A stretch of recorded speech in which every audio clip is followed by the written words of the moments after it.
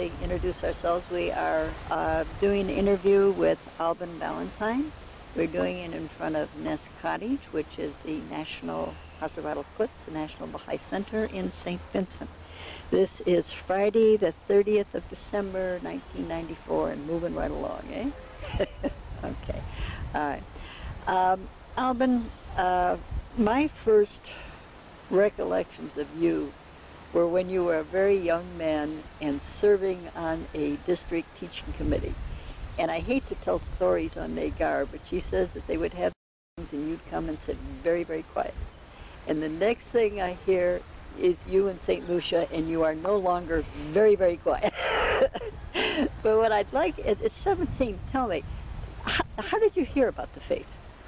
Well, I heard of it from my father and my aunt. They were Baha'i then. Used to go to Baha'i meetings and so forth. Okay. But really and truly, at that age, you know, you wasn't really interested in religion or whatever. You were just like a wild bird outside there. So then my father would advise me to follow my sisters to some meetings or so forth, or to come along with them when I have nothing to do. So I went along. Okay. So we were talking about one of the interesting meetings that you went to right before you became a Baha'i. You want to share that? Well, it was a feast that I attended, and the feast began, and after the devotional part, they asked the question if I were a Baha'i, and I said no. So they asked, well, I have to leave the feast because I was not a Baha'i.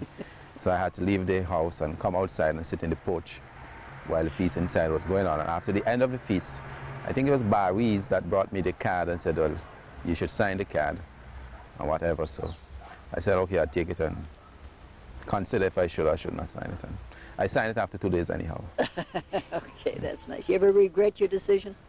No, I haven't up to this time. I regret that I signed the card. Good. Tell me, as you served on the district teaching committee for St. Vincent and covered several islands, how did your part go with this? How did you do with the planning for this country?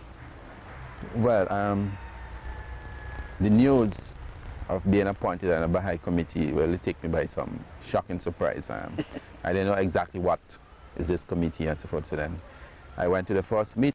The most I could say is yes or no. Okay, and it was like that for a while. And the planning was that we would take an area and devise everything in it, like the people, how much people, what we're going to take, who is going to go where and do what. So that, in a sense, was what we had to do, to teach what we're going to teach the people and so forth. Okay. Did you participate in any of these plans that you did as well? Well, I must say that after I have signed the card and been appointed to the teaching committee, I never had one weekend free for myself. You know, I was always involved, going someplace, doing something, Baha'i-wise. And Where's some